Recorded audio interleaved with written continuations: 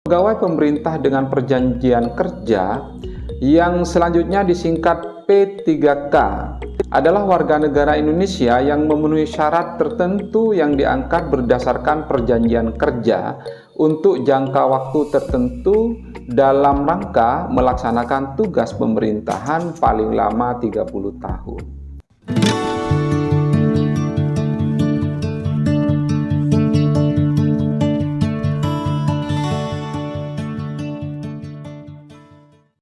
Assalamualaikum warahmatullahi wabarakatuh. Salam sejahtera untuk kita semua, sahabat Desa Banget yang berbahagia. Terima kasih telah berkunjung kembali di channel kami. Kali ini kita akan membahas tuntas kaitannya dengan ramainya perbincangan tentang rencana pemerintah untuk menghapus pegawai honorer pada tahun 2023. Lantas apa saja perbedaan antara beberapa sektor jabatan yang diisi oleh ASN? Di situ ada pegawai negeri sipil dan P3K, terus kemudian ada pegawai honorer, pegawai kontrak, dan pegawai outsourcing. Dari 4 jenis bentuk pekerjaan ini, kira-kira kita berada pada posisi yang mana? Dan apakah kita telah mengetahui perbedaan antara keempat bentuk jabatan atau pekerjaan yang sebenarnya telah biasa terdengar di telinga kita, namun ada di antara kita yang masih belum memahami kedudukan antara ASN, pegawai honorer, pegawai kontrak, dan pegawai outsourcing. Mari kita ulas dari beberapa perbedaan di antara 5 jabatan atau pekerjaan yang seringkali telah kita dengar ini. Menakar pekerjaan berdasarkan jenisnya. Terdapat beberapa jabatan kepegawaian di pemerintahan kita.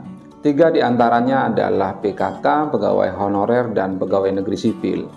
Selain itu, terdapat jenis pekerjaan yang pada umumnya telah biasa kita dengar di dalam keseharian kita, namun kita belum memahami jenis pekerjaan tersebut. Apakah kita masuk pada jenis pekerjaan kontrak atau kita masuk pada jenis pekerjaan outsourcing. Sementara pada jenis pekerjaan kontrak itu dibagi menjadi 2 model. Yang pertama yaitu perjanjian kerja waktu tertentu, terus kemudian yang kedua perjanjian kerja waktu tidak tertentu. Mari kita simak rincian perbedaan P3K, honorer, PNS, dan pekerjaan kontrak dan outsourcing tersebut. Yang pertama yaitu pegawai negeri sipil. Pegawai negeri sipil merupakan seorang pegawai yang diangkat oleh pejabat berwenang dan diserahi tugas dalam suatu jabatan negeri dan digaji berdasarkan peraturan perundang-undangan yang berlaku. PNS menjadi salah satu dari jenis pekerjaan aparatur sipil negara selain P3K. Perekrutan pegawai negeri sipil pun dibuat serentak dengan syarat tertentu secara nasional, beda dengan honorer maupun P3K. Lalu kemudian pegawai pemerintah dengan perjanjian kerja atau P3K. Pengertian P3K secara yuridis diatur dalam Undang-Undang Nomor 5 Tahun 2014 tentang Aparatur Sipil Negara. Di pasal 1.4 menyebutkan bahwa pegawai pemerintah dengan perjanjian kerja yang selanjutnya disingkat P3K adalah warga negara Indonesia yang memenuhi syarat tertentu yang diangkat berdasarkan perjanjian kerja untuk jangka waktu tertentu dalam rangka melaksanakan tugas pemerintahan paling lama 30 tahun. P3K bukanlah PNS, tetapi ia adalah ASN, sahabat desa.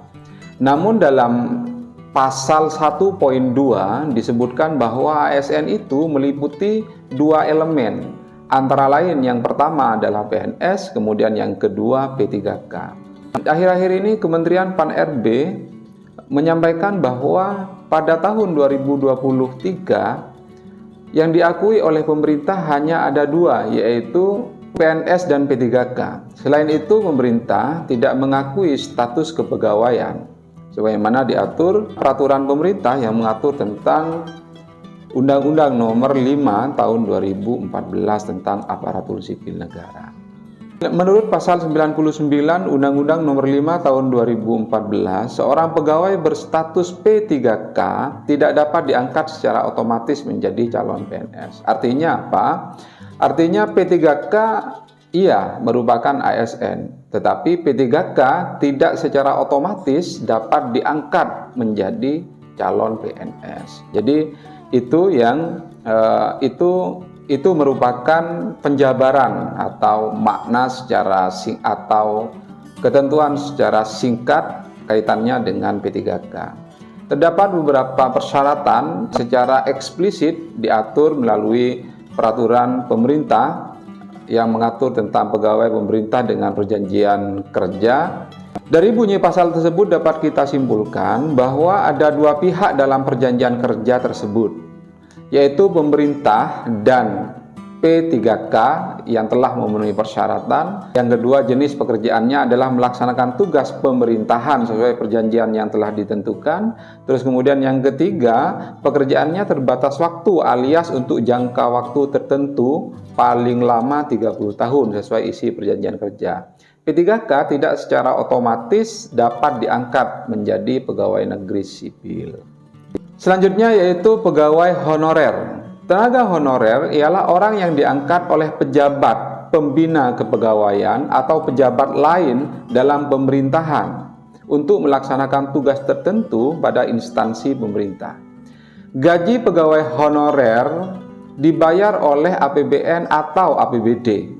Honorer merupakan pegawai non-PNS dan non-P3K, sehingga status P3K sama dengan status pegawai honorer. Sehingga pada tahun 2023 nanti, berdasarkan beberapa ketentuan regulasi yang mengatur tentang P3K, termasuk juga Undang-Undang Nomor 5 Tahun 2014 tentang aparatur sipil negara beserta peraturan di bawahnya, menyebutkan bahwa pemerintah, mulai dari pemerintah pusat sampai dengan pemerintah daerah, pemerintah pusat itu antara lain adalah kementerian dan lembaga, serta pemerintah daerah provinsi, dan pemerintah daerah kabupaten, wajib menyesuaikan dengan ketentuan dimaksud paling lama 5 tahun.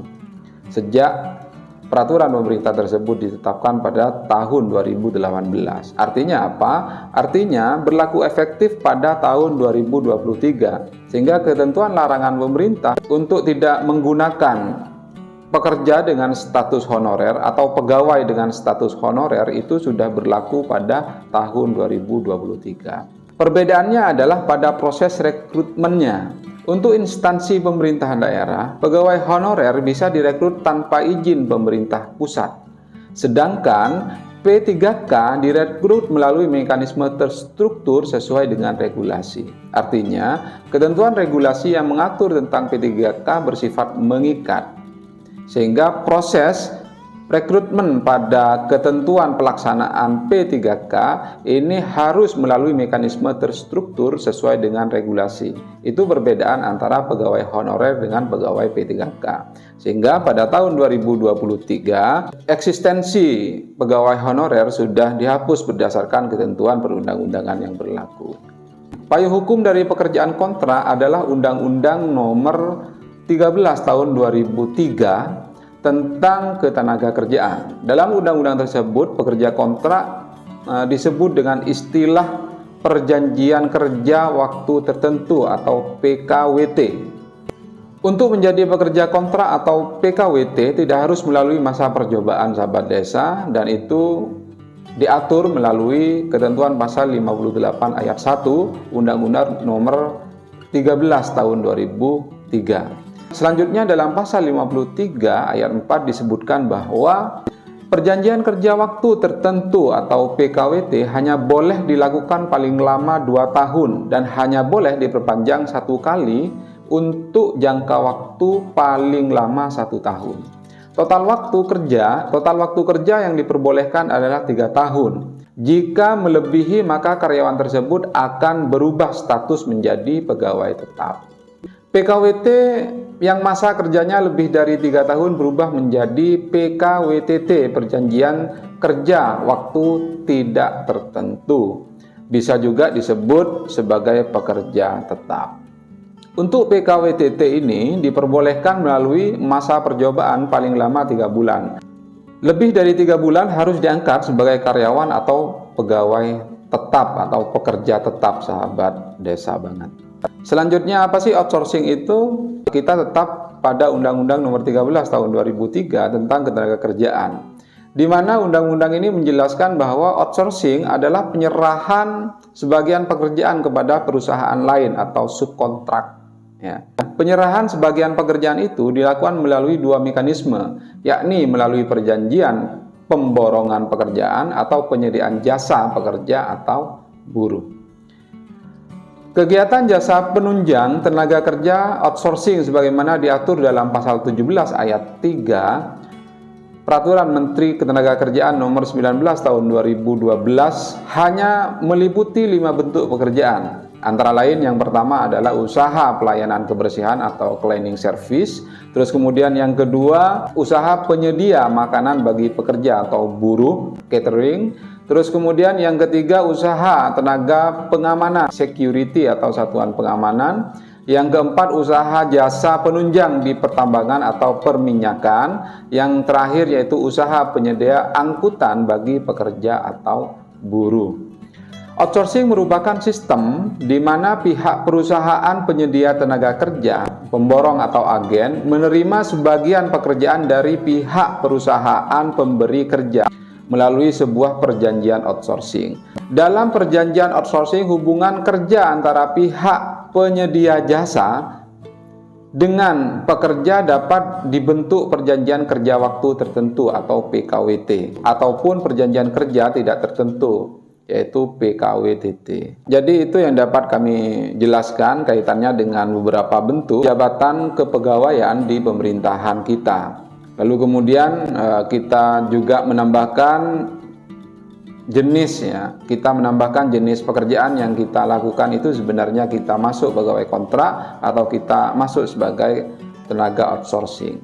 Sekian, terima kasih sahabat desa yang berbahagia. Next, kita akan membahas terkait dengan apakah perangkat desa termasuk honorer atau outsourcing atau bahkan termasuk kriteria P3K. Demikian dari saya, semoga bermanfaat. Akhirul kalam, assalamualaikum warahmatullahi wabarakatuh.